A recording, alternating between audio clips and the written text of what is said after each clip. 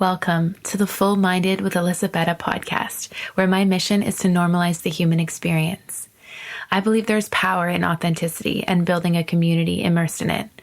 I plan on bringing you on an in-depth and transparent journey of my life through solo episodes. I will also be interviewing a range of individuals who are willing to share their unique stories. On this podcast, we will dive into topics such as mental health, heartbreak, loss, change, trauma, self-love, and every other topic that makes up the human experience. While I do my very best to provide you insight and knowledge on these subject matters, this podcast is not a substitute for professional help. I am not a licensed therapist. I am simply a human sharing my experiences with the intent to help people feel less alone. If you are suffering, please consult with a licensed professional. Thank you so much for tuning in and enjoy the episode.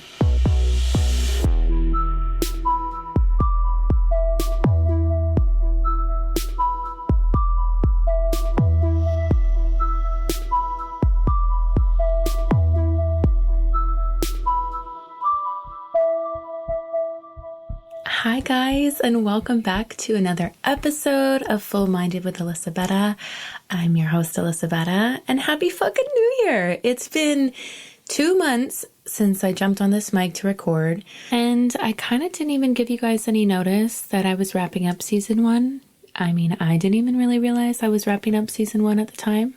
And then I kind of got to this point where I crashed mentally. I was starting to burn out, and I was like, I just need to take some time to not inspire, like to just pour all that energy into me. And so I stopped the podcast after the last episode of Therapy Explained by a Therapist. I'm like, it's a strong ending. We'll just leave it there. And then I actually unplugged from social media for a couple weeks too and took some time off with posting. If you guys follow my personal page on Instagram, you know I post a lot of inspirational videos, different perspective shifts, things on mental health. And just, once in a while, it just gets to you. It's just a lot. It's a lot of like engaging with other people and doing your best to inspire. And it's unrealistic to do it all the time. So I think it was really crucial and essential for me to take this break. And at the time, I didn't really know, how long that was going to be. I even kind of debated jumping on today or waiting another month because I was like, should I take more time off? And I was kind of looking for a sign. And I was talking to one of my friends on the phone and I was giving them some relationship advice. And they were like, I can hear your podcast voice coming out. I can't wait for season 2. And I was just like, okay, I feel like that's my sign that I need to jump on the mic. I feel like when you don't feel ready, you just gotta jump. I feel like that is like some of the best advice that I've lived by in my life is just you're never gonna feel 100% ready. And there's things that I want to achieve in season 2. There's goals I have. Love to do another branding shoot and tweak some things. And I'm just gonna dive in because I feel ready mentally. It's just, I'm a perfectionist and I like things to be pristine, and it's hard for me sometimes to just like lean into it. And actually I debated between a few topics to discuss today because I'm like, what's a good welcome back? And I think I'm gonna tap into some of the most incredible and valuable lessons I learned in 2023, like just an overall of what that year taught me about myself, about life, about other people. I think that could be such a good first episode for you guys to listen to and just kind of recap your year and like what you've learned as well. So that's what we're going to dive into today. And I've made a rough list of things that I've learned, and then I'm going to expand on each one, and it's going to be amazing. So I'm actually going to start with the even when you don't feel ready, just start. And that's not to say that you should dismiss how you're feeling mentally. When I took that break off from season 1, I think that's very different than what I'm speaking on right now. I think that the human brain will always instill fear in us before we take a risk, before we take a leap, before we start a business, before we start a new workout plan. And I think that you have to determine which voices, okay, you need rest. And this is just, your brain trying to bully you out of this because of fear. And I'm big on that. Like I actually have a lot of fear before starting new things. And the first time I ever felt this intensely, that I almost didn't move forward with it, at least business-wise, was when I was about to launch Mindful Mode, which is my company for those that are new here. And it was a couple of years ago. I had thought of the idea of the brand for 3 months, worked on it religiously, like literally like just worked my other job full time, came home, worked on the business, and then slept a bit, repeat. And then the night before I launched, everything was in place. I had my social media grid planned out. I had the sale launch, all started, the website, everything. And all of a sudden my brain was like, but you don't have a professional camera and these images are kind of trash. And then I spiraled. Ask anybody who was very close to me. I almost did not launch my business because of that, because I was like, I literally don't have a professional camera. Like, people aren't going to take this seriously. They're just going to be like, oh, she's just shooting with her iPhone. Like, how lame. I don't know why. I felt like people would think that of me. Like, that's really bold. I don't think people care that much. People definitely don't care that much. And I'm literally celebrating my 3-year anniversary with the company in February. I still don't have a fucking camera. I'm still shooting off of mainly my phone. So I just feel like that speaks volumes for how my brain was just trying to bully me. And it's okay to just jump in 2 feet first, even if you're like, I have no idea what's happening, especially when owning a business. Like, I'll be real with you. I still don't know what the fuck is going on. Like, every day I just kind of wing it. Like, you can go to school, you can have an education, but nothing prepares you for it than actually just like jumping in, with both feet and just taking every day as it comes, taking every challenge as it comes, and just learning as you go and being humble about it. Like, I often joke about that. I'm like, I just don't know what I'm doing. I think I'm doing a good job, but I have no idea what I'm doing. I really don't, because school only prepared me for this a little bit. I studied fashion business. That's what I have a degree in. And I'm like trying to actually think right now what I've derived from my education that I've used. Oh my God. Honestly, not a lot. Not a lot. Yeah, honestly, like, it was cool to have the education and have that under your belt, but like, so much of it is just like live experiences. And, like, even with hiring people, now that I have a team, like, it's just different to work with different personalities and manage them and know if you're being a good boss, mentor, how, you're keeping that line between professional and business and making sure those two don't cross is challenging in itself, because I am such an open and authentic person, but there has to be those boundaries with your employees, I believe, at least for me. And like, they can't be my best friends, they have to be my employees. I can care about them and still, they can lean on me if they need support, but I wouldn't just call them and be like, guys, guess who I'm dating? Guess what? Like, I just wouldn't do that. And that's taken years to get to, because, at the beginning, friends and family were helping me out. And one of my biggest lessons in business is to not hire friends or family. It's my advice. I'm going to do a whole episode on business, because I could probably record a 3-hour podcast on just business, and everything that I've learned. I'm going to do that. So stay tuned. Season 2 will have that episode in it, because that's something that I'm really passionate about. And I feel like if you're just starting out and you're like, I have no idea what the fuck, at least tell you what I would recommend in certain things. And then I can open a question poll. Okay, it's going to be a good time. I'm excited for that episode. But back on track. Same thing when it came to the podcast. When I was about to launch it, I fucking freaked out. And I was like, I can't do that. I'm not even doing video yet. I know a lot of people who are in podcasting, they have videos. And it's just easier for those kind of clips to be recognized on social media and even go viral, because, obviously people are engaged with your expression, and seeing your face it's very different than just the audio. And that was something I really was criticizing myself on, was that I didn't have video. And look at us rolling into season 2, still no video. The goal is by season 3, actually, to have video. I think that would be so cool, especially with guests.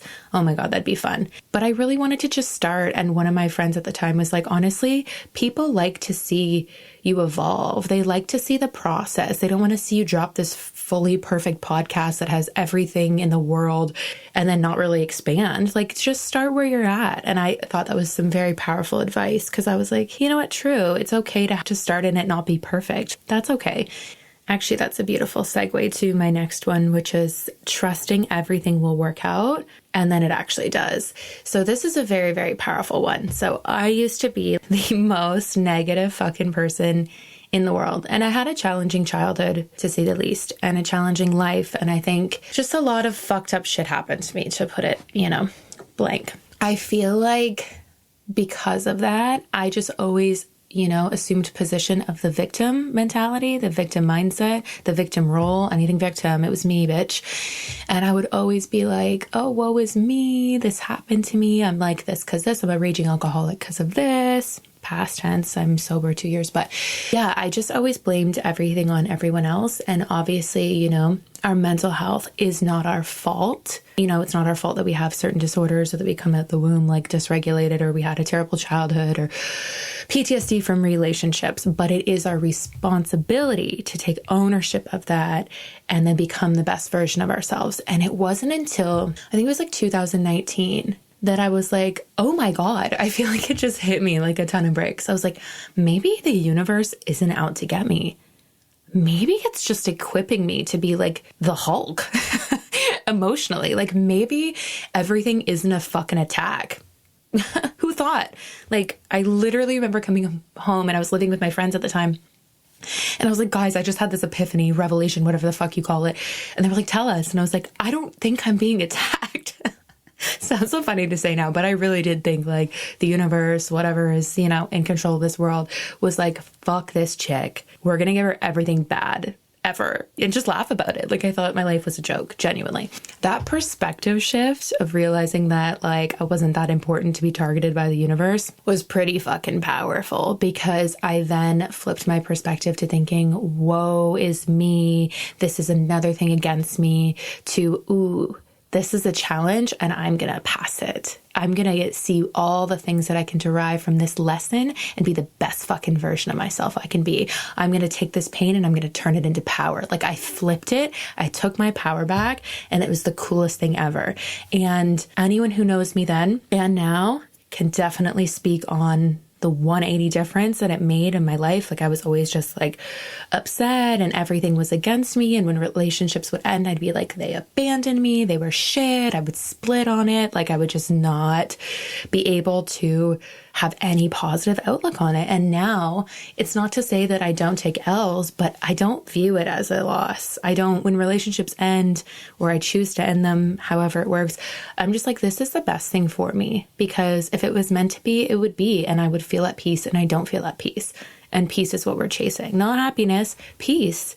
I feel like happiness is a result of feeling peace, but I feel like sometimes when you chase happiness, you're discouraged when you have any other emotion. But the human experience is a multitude of emotions. It's not just happiness. But I think when you chase, something like peace, you can accept the range of emotions that comes with being a human, and you're not like, oh, fuck, my goal was to be happy and now I'm sad today. Like I'm not achieving my goal. I feel like it relieves a lot of pressure. If you don't do that yet, you should try it. It's awesome. And then let me know how you feel in a couple months. But yeah, honestly, I feel like that perspective shift is a game changer because I don't even look at things anymore as abandonment. Like if a friend or a relationship left my life, I would be like, oh my God, I wish you the best. Like, thank you for everything. Like I understand now that not every relationship is forever. Like for some reason, shout out Disney, I thought life was supposed to be a fucking fairy tale. I thought it was supposed to be easy. I thought you were just supposed to meet your person and they just like knew everything you wanted and knew exactly how to treat you. And that's not the case, So that perspective shift has significantly changed my life. And yeah, I hope that hearing this inspires other people to maybe switch their mentality over. So the next one, this is actually, I have a list in front of me and there wasn't any particular order, but I'm kind of going in the flow of what makes sense to say next. And the next one being letting go of relationships that no longer align with you is actually a power move and not something you should be ashamed of. Okay, as a recovering people pleaser, this was very difficult for me to understand. I thought as long as people were good people, quote unquote, there should be absolutely no reason that I don't have them in my life. A moment of silence for the past version of myself. Whoa. It is actually such an incredible form of self-love and self-loyalty to reflect on your life, reflect on your current relationships, and say, this is no longer aligned with me. It is okay to outgrow friendships, romantic relationships, relationships with family. I know there's a big debate on blood and water, but like, bro, family is what you make it. If your family is toxic and you feel you've outgrown relationships with them, cut the ties. I'm not going to judge you. I'll give you a fucking high five. Honestly, like, that's a very brave thing to do. And I think it's a hard thing to do because, one, nobody in the world talks about it. I don't know why we don't talk about the important shit, but it's essential. It's essential for growing. I heard this really cool audio. Ooh, I wonder if I could find it and play it real quick. Hold on. I'm going to try and find it. Okay, that took a lot of scrolling, but I found it and it's beautiful. Here it is. And if I can leave you with anything, I want to leave you with this. Hear me clearly when I say this. There are people who come in your life sometimes to be there for a season. They weren't meant to be there always. Sometimes we find ourselves hooked up with people that we think are there for a lifetime, but they were only supposed to be there for a season. There are people who come in your life like boosters for a rocket. If you ever watch a rocket go into space, the boosters fall off when it reaches a certain altitude.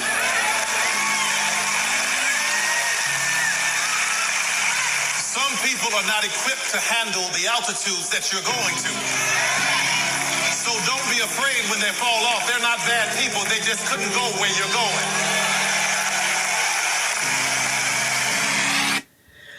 Okay. That audio gets me every time. I like can't handle it. It's so beautiful and it's so true, and it just explains it better than I ever could try. Shout out Tyler Perry. That's who it was.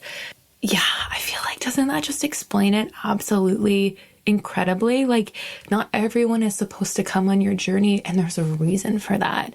And by honoring, your feelings and what feels right to you, it's the biggest form of self-loyalty, self-trust, self-respect. If you are somebody who's trying to break free from people-pleasing, this is a very good thing for you to do and for you to stay in tune with. And like, at the end of the day, you're the only person guaranteed with you every single day of your life. That's like not your family, not your friends. Like, it's just, you gotta look after you. You gotta prioritize you. Everyone else is doing the same thing. If you're not doing that, who else is going to look after you like that, That leads me to my next one, which is trust the gut feeling you have when you're with someone and it feels off. And this doesn't need to be romantic. It can be friends, it can be family, but there is an uneasy feeling that you feel when you're with someone. And not just talking like general social anxiety, because like that's a thing. You feel it deep in your core. You're like, something is off. Something doesn't feel right. Pay attention to how you feel after you hang out with them, after you text them, after you get off the phone with them, when they text you. That's a big one too, actually. You'll be enjoying your day, and if you get a text from someone and you're like, that is probably, one of the signs that it may be time to walk away. And if you're more interested in this topic, I would urge you to listen to my episode called Signs It's Time to Walk Away, or Signs It May Be Time to Walk Away. And I talk solely just on that, on different signs you can look for to leave any type of relationship. So you may really like that one if you're interested in this topic. Another very valuable lesson that I learned recently, which is wild, but the relationships you have in your life are supposed to support and calm your nervous system, not disrupt it. What the fuck? I feel like that is an obvious one to some, and other people may be like, that's a good point. I feel like that, yeah, wherever you are in your healing journey, that's going to hit different. For me saying it now, I'm like, girl, of course, duh, the fuck? And I say that with love. I'm not actually shaming myself. That's just how I cope sometimes. But yeah, I think being raised in a home that was on fire, metaphorically, you kind of view that the rest of the world is on fire too. And you don't really ever learn how to, I guess, have healthy relationships. You don't really know that from the jump. That's something that you got to dive deep into with therapy and, self-love exercises and things like that. But when that is your gauge on like love and respect and, your parents are treating you a certain way, your caretakers are treating you a certain way, your family, you go out into the world and you look for that. because that feels like love. So for me, I had nonstop chaotic relationships, friendships, and romantic, because I was like, anything else felt fucking boring. It felt foreign and it felt boring. And I was like, what is this? Even one of my most recent relationships, it was a very healthy one compared to all the other ones. Now reflecting on it, there were some things that I'm like, yikes. But at the time I was like, this is the healthiest, which is something we're celebrating, but it's nice to heal from it, reflect, and be like, yeah, we could have improved a few things for sure. But yeah, it's really, really fascinating to me that that is just how your brain is wired when you suffer severe abuse, especially in your early development years. It takes a lot of work to rewire your brain into believing that safety and calmness is actually good for you and not boring as fuck. Like, that was my biggest struggle in anything healthy, is I'm just like, I'm literally bored. Like, push me. I can't handle this. And like, dead ass, like that was my mentality. And I know it was wrong because I've learned that it's wrong. But that's what feels right to my body. That's what feels right to my mind. Like, that's such a fucked up and difficult thing to break free from. But yeah, this is your very firm reminder from me that if the relationships in your life do not help calm and support your nervous system, you do not need to have them. I don't care who they are. There's like no one you could call in or email in and be like, I think this person should stay in my life because they're this to me. If they disrupt your nervous system, they shouldn't be there. Like, truly. Or there should be boundaries in place where you don't see them often, you know? It's just not supposed to be like that, turns out. And I thought it was. But that's a big one for me. That's been probably one of my favorite ones, I'd say, from this year. Another really heartbreaking lesson that I've learned in 2023, and kind of like the end of 2022, it was kind of wrapping up, is that people can only love you to the extent that they love themselves. They can only be as vulnerable with you as they can be vulnerable with themselves. They can only show you as much respect as they can respect themselves. And I will be honest, a lot of people don't love themselves and cannot be honest with themselves. So I feel like we have all these hurt people running around trying to love one another when we can't love ourselves first, and it just doesn't work. And then we all get offended and heartbroken over the fact that, you know, we own that and we say, we're not worthy of love. Why can't my friend treat me the way I'm asking to be treated? You know, why can't my partner just do the things that I need? They can't show up for you in the ways that they are unable to show up for themselves first. Like, that is just one of the hardest facts. It's really, really difficult. I think it's easier to absorb it and be like, of course that makes sense. But then once you're in the situation, you're in the friendship, you're in the romantic relationship, and you really want them, you really want it to work. You've got hella history and you don't want to start over. I get it. But like, yeah, that's a tough one. It like hurts my feelings saying it. But that's a big one I've learned this year with friendships, is wanting people to show up for me in ways that they just simply can't, and realizing, okay, it's time to stop pouring all of my energy into them. Because imagine the amazing things that will happen when you start retracting energy from people that are not matching it, and you pour it into yourself and other people that actually can match it. I think sick ass shit's gonna happen. It's gonna be beautiful. Try it. Oh my God, this one's good too. This one I just like learned the other day. People pleasing is actually a form of emotional availability too. I mean, it makes sense when you think about it, but I've just never really thought about it that deep, like in this perspective. Sometimes I just read new perspectives from people and I'm like, holy fuck, that's so true. But yeah, by people pleasing, you're not actually being your authentic self, and you're not really giving anybody an opportunity to know the real you and to love the real you. And another thing too, I found, you know, I'm speaking from being a people pleaser in past. I'm not anymore at all. I feel like I've reverted to the opposite side. I don't care if I offend people as long as my boundaries are intact. Like, I try to say things respectfully, but like, people are just they're going to perceive things in the way that they're going to perceive things. But I feel like when you are not being your authentic self or even respecting yourself, people are going to recognize that, and I feel, I'm going to be honest with you guys, when people don't respect themselves and they don't have boundaries, I struggle to respect them as well, at least maybe as much as I'd like to, because they're not teaching you to respect them. And I'm not somebody who just gives out respect to people. I've never been one to like respect parents because they're parents, respect elders because they're old. Like that, to me, that's a very strange concept. Like I will respect people who give respect to me and respect themselves. And I feel like it's essential to teach people how to treat you. It is essential to teach people how to treat you, especially in new relationships, and by setting those boundaries. So, you know, if you have somebody that's like showing up 3 hours late to your hangout, just being like, I absolutely can't, like, I can't do this. I have a jam-packed schedule. Please don't do that again, or else I won't be able to like accommodate you in my schedule. Like, it's just so important to check people for those behaviors and for the things that you don't want to accept. Like, you get to accept and not accept anything you fucking want. It's your life.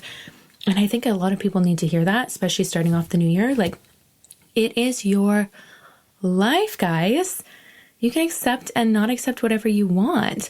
And for me, I've raised the bar on people having access to me that do not bring value to my life and that do not bring value into their own life. Like, if you are somebody that's constantly berating yourself and talking down on yourself, like, that's just not...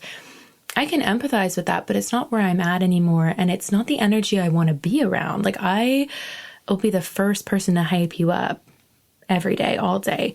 But like, I can only do that for so long if you're not willing to put in the work yourself. And if you don't respect yourself, you're teaching everybody around you that you're not really respect worthy.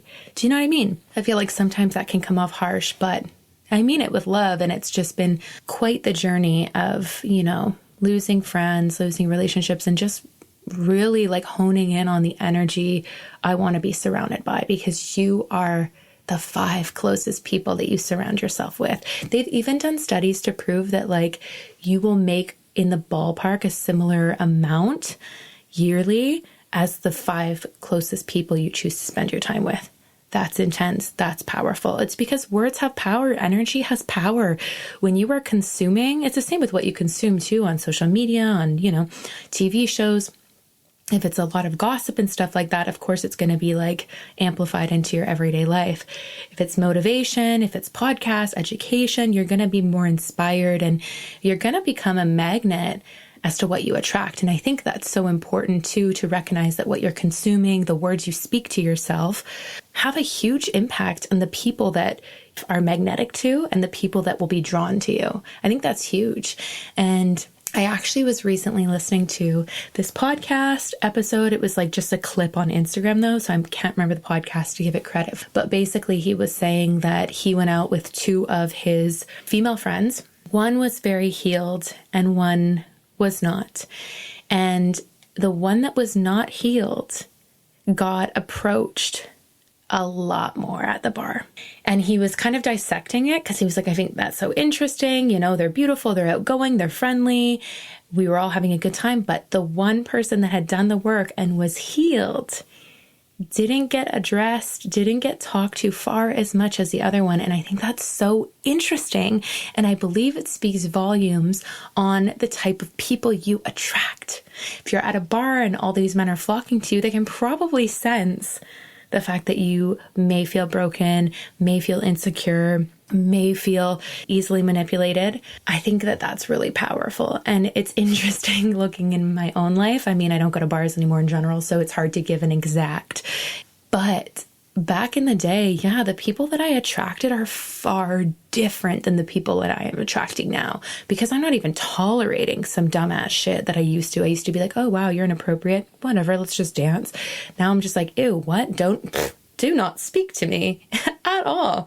So I think it's really powerful to recognize the energy that you're putting off and, you know, just recognize your own part in playing in the suffering role that you have. Like, I think a lot of times it's unfortunately the behaviors we tolerate that are the reason why we stay in the victim role and the suffering role, is we are tolerating these toxic behaviors by people because we have a right to say no. We have a right to leave the relationship. We have that ability and we owe it to ourselves to walk away when things no longer align with us and they no longer serve us. I love that one. That's just so powerful. It's such a powerful message, I feel like, to just put out into the world and even to just claim at this point in my life. If you guys knew me back then, the amount of shit I accepted and abused and just tolerated because I was like, well, I've known them for 10 years. Someone could have better intentions for you in literally 2 minutes than somebody you've known for a decade. Like, that doesn't matter. It matters if it still aligns, if it still makes sense, you know? Ooh, another piece of powerful advice, you know, touching on this last topic is if you're wondering if someone is good for you, ask yourself, would I be okay being more like this person? And you will have your answer. How dope is that? That quote is by Corey Allen. He's amazing. He posts a lot on Instagram. I follow him. Most of my quotes that I share on my stories are from him. He is just fabulous. I love his perspective. I love his mind. And that was a really big one for me because that was always something I struggled with. I'm like, okay, well, when's enough? Like, how do I know if this person is good for me or not? Like, how do I know how much I can take? But I just think asking yourself that question is so fucking powerful because it quickly eliminated some people from my life. Just that simple question. So ask yourself that question and please message me how you feel about it and like tell me what's going on in your mind, how you feel about the relationships. Like I want to know. Like, always feel you guys can DM me. I love reading them when I have the time and responding to as many as I possibly can. If you DM me on my podcast Instagram, you'll have a better chance of reaching me just because my personal one sometimes gets flooded or the messages get hidden. But please DM me what you feel about that because I feel like I want to have more conversations about it. I think it's so fucking powerful. The other very, very valuable lesson I learned this year was that I'm allowed to take up space in the world. Who knew? Not me for most of my life. So growing up in the environment that I did feel like I was in the way all the time, kind of unwelcome. And I just kind of like shrunk myself. Anyway, I made myself smaller so that other people would be triggered. And then I continually did that in adulthood. And I would, you know, people were like, oh, you're loud. I'm like, oh, okay, I'll be more quiet. Or, oh, you're this. Or you don't talk so much. I'd be like, okay, I'll stop talking. Like I would just shrink myself to these people around me. And it felt wrong, but I didn't really know how to identify that. And I didn't really know what that was even called. Now, I take up so much space and I'm not apologetic for it. Like I will post a bunch of videos on my Instagram to inspire a week. I don't give a fuck. If it's too much, that's okay. You can unfollow me. I started a podcast where I just talk about my own human experience. Is it going to be for everyone? Not at all. But the people who love it, I'm sure they fuck with it and they want to come back for more. And that's okay. Like, I feel like you don't need to please everyone. Not everyone is your cup of tea and you're not everyone's. Like, I'm not offended by that anymore. I just needed to find my people, find my jive, find what I feel I'm best at and comfortable doing. But it is absolutely okay for you to take up space in this world. And if anyone tries to tell you otherwise or to shrink you, to fit into their group, find a different group. I promise they will be better. It will be awesome. And I think sometimes it's hard, just, you know, in that kind of stream of conversation, to let go of things because we fear what is to come, right? That's like, we're all afraid of what's to come, even without making those hard, challenging calls. But you do not understand the magnitude of the doors that will fly open when you close ones that are no longer serving you. Like doors you can't even imagine. Not just will you meet a different friend or a better friend suited for you, you could meet 5. Like there's just no telling what can be on the other side. But that trust in yourself and that mindset of I'm not going to lose, I'm going to win. I think that is really powerful to bring with you when you are afraid to make those jumps. I think that's huge. Okay, that was my second last one. My last one. Okay, solo travel was the scariest but most freeing thing that I've ever done for myself.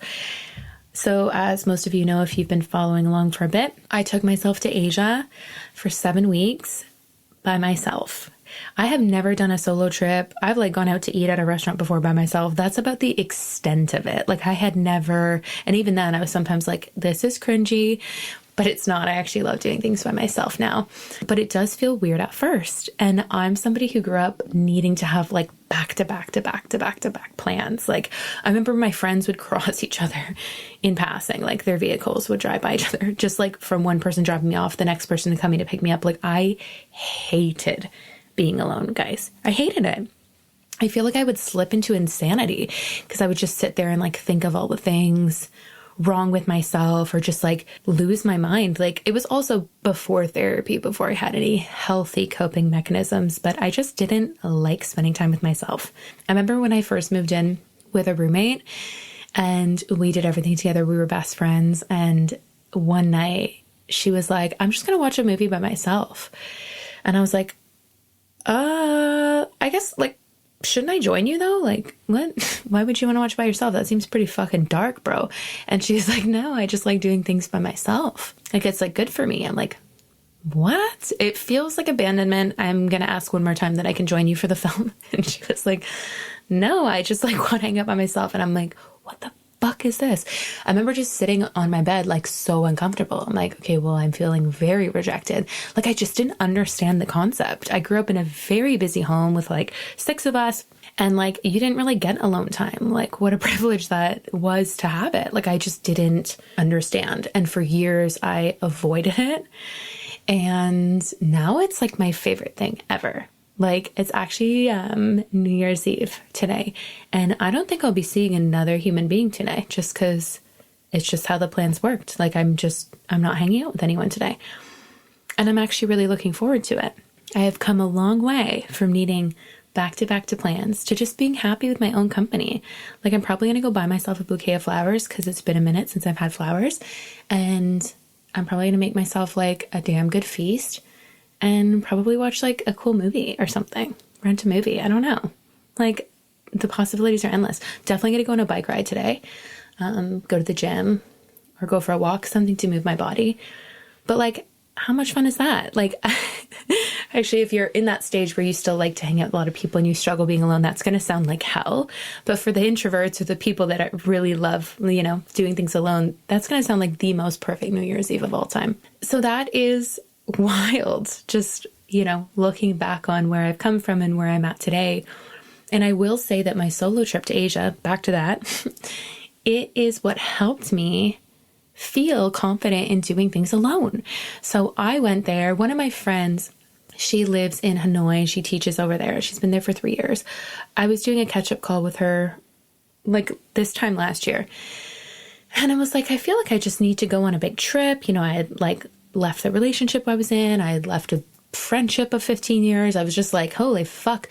I feel like I should go like do something, like meditate or do something kind of drastic with my life because I feel like I'm just evolving. And she was like, oh my God, you should come to Asia. You should come to Vietnam. And I was like, that sounds fucking sick. So I went, I stayed with her for a week, and then I kind of went off on my own and did my own thing for the remainder of my trip. And I did Vietnam. I think I did like 8 cities in Vietnam.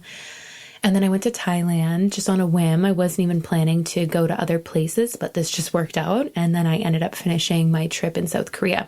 If you want to know more about this topic, check out my episode, The Trip That Changed My Life, because it seriously did change my life. And I remember leaving and crying because I was like, I am like not the same bitch that showed up to Asia 7 weeks ago. Like not even in the slightest. It put me in so many uncomfortable social settings where people are just like looking at you because you look fucking different. You're like the only North American person in a 10-kilometer radius, and you're just like, hi. You don't speak the language. It's like a complete culture shock. Like the way they live, it's actually arguably much better than North American and Western culture, in my opinion. But it was just like the most freeing, cathartic, healing experience. Like I remember being so lonely, like on one of my trips, I think I was in Ho Chi Minh City. It was like the busiest city ever. And I was like, fuck, I feel really, really, really lonely. And I sat with that feeling. And I was like, how do I learn to love this?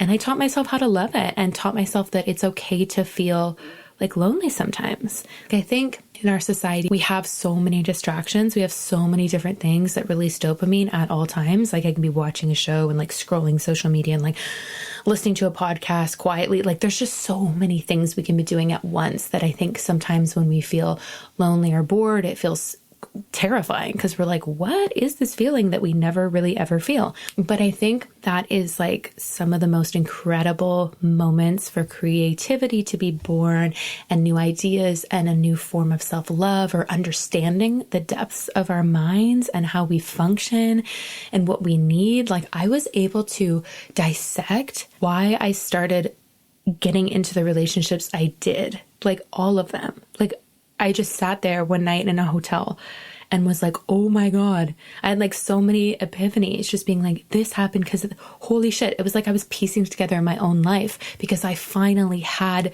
isolation and silence and I could make sense of it. And that is such a beautiful thing when you stop fearing your own mind and you're in a good place and a healthy balance with yourself. It was groundbreaking. I was like, I have never thought about it from this perspective. And then what was cool is like right after that breakthrough, I ended up going to Bangkok randomly. I was going to do like a visa run and the people I had met in Ho Chi Minh were like, you should go here. You'd probably love it. And I was like, okay. And then they sent me the info for the hotel to stay at. And if you've listened to that episode already, you know that when I landed in Bangkok, I randomly met this guy, super chill, and we became homies. And then we literally met two other guys at my hotel, and then I kind of merged them all. We became like family. And then we traveled for 2 weeks in Thailand together. And it was such a beautiful experience to like meet these men and just become really close friends with them and have them kind of looking out for me. They have my back. They're like my brothers and we still keep in contact and I love that. But I felt like it was almost like the universe was like, here's your reward for just sitting tight there and not trying to suppress whatever you were feeling. Now you get this cool ass 2-week trip with these awesome dudes, like who are now your fam. So that was really cool and really amazing. And I think with solo traveling, it's just an opportunity to be like the most authentic version of you. Like I often say, like, I love the Asia version of myself. I love the Asia version of Liz because she was so carefree. And I know it's easier to be that when you're on vacation, you don't have the work per se that you need to do when you're here, but it's just, you kind of have the ability to be, the most authentic version of yourself. And just by making these connections with people that you're traveling with, you still have the benefit of being like, oh, this doesn't serve me, I'm going to head out. Or like whenever I was done meeting anyone or mingling with anyone, I could just walk away. I could just go to bed. I could just leave the party. Like it didn't matter. And I really liked that aspect of being alone. Usually when there's somebody else there, you kind of gotta, if they want to stay, you're kind of sacrificing. Okay, I guess I'll stay, even though I don't want to. So that was really cool for me, was just being able to listen to my inner dialogue and my gut feelings. And if I didn't get a vibe from someone that I liked, I'd be like, okay, see ya. Like, I don't owe you anything. We're in Asia. I don't even know you, bro. You know what I mean? Like that was really, really special for me. And it also really helped me rebuild trust in myself, because when you date enough people that aren't good, you really lose trust in yourself. That's like a real thing. Like I had all these relationships end and I look back and be like, why the fuck did I date them? That's so silly. But obviously they were lessons and I had to, and that's okay. But it does make you doubt yourself and your judgment. So I think it was so important for me to just in the moment be like, this is what I want to do. And I would tell myself I wasn't allowed to second guess it, no matter what. Like, okay, I'm flying to Bangkok tomorrow. Not second guessing it. So what time are we going on the flight? Not the next day, not that day, that the day I had set in my mind. I think that was really big because I had always been used to being around so many people. I think sometimes I would default to letting other people plan it because I don't really like to plan. It really overwhelms me. I'm like, what do you mean I have to know what my day is going to look like the next day? Like with business, it's different to have an idea, but like you can't really plan life. I don't think. And I think it's even harder when you plan trips. It like takes the fun away, in my opinion. I like to have an idea of maybe what we'll do, but like, you don't know how you're going to wake up and feel or what the weather's going to be like or what the vibe's like. Like, I don't know. So I didn't plan at all. I just kind of planned like the moment of the next day vibe. I didn't. And even then I like booked a hotel in Bangkok and like, I didn't have anything planned for when I was in Bangkok. I was just like, I guess we'll see what fucking happens. And then I made friends with the guy at the airport, and then the rest was awesome. And it was just amazing. And we did like 4 different places in Thailand. So cool. So I think that's just powerful to remember too, that your solitude is just, it's an honor to be hanging out with you. And it's a really cool way to reflect on your life, reflect on your relationships, and to have no distractions, and to just, you know, check in with yourself and make sure that you are living authentically for you, and that, you know, all these relationships and the energies you're surrounding yourself with, the things you're consuming, are aligning with that, and they're aligning with the person that you strive to be. I think that's really important. This was really fun, guys. It was a bit daunting getting back on the mic and being like, what am I going to fucking talk about? Like, I feel like there's a lot of cool topics I've got in store for you guys in 2024. Like, I cannot wait. Got some guests lined up, got some cool topics for just doing solo, but I really didn't know what I was going to talk about today until like a few minutes before, but it feels good. It feels like I'm doing what I'm meant to do in my life. It feels aligned. And I hope this helps inspire anyone and everyone who listens to it. And of course, if you guys have any questions, shoot me a DM. Of course, my DMs are always open for you guys. Or if you just need to vent or need some guidance, happy to help in any way. And I just wanted to thank you from the bottom of my soul for the support this year of me starting the podcast. Like, I launched it in April this year. It's a baby. It's brand new. And it's just been such a cool journey. And I've learned a lot about myself and you guys. And it's just been really, really incredible and a cathartic outlet for me. Much better than my previous choices for releasing stress and tension. Woo! But yeah, I hope you guys have a wonderful New Year's, and I'm so, so excited to share with you what's in store for season 2. Take care, guys.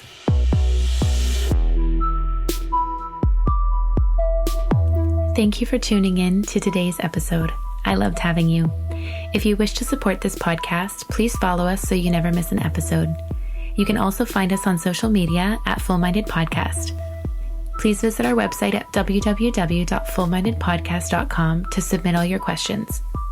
If you wish to be a guest on this podcast, please fill out the form on our website to apply. Your continued support means the world, so thank you again for taking the time out of your day to tune into Full Minded with Alyssa Bette. Until next time, be kind to yourselves and remember that there is power in owning our imperfect and messy lives. It's all a part of the human experience, and you're not alone in it.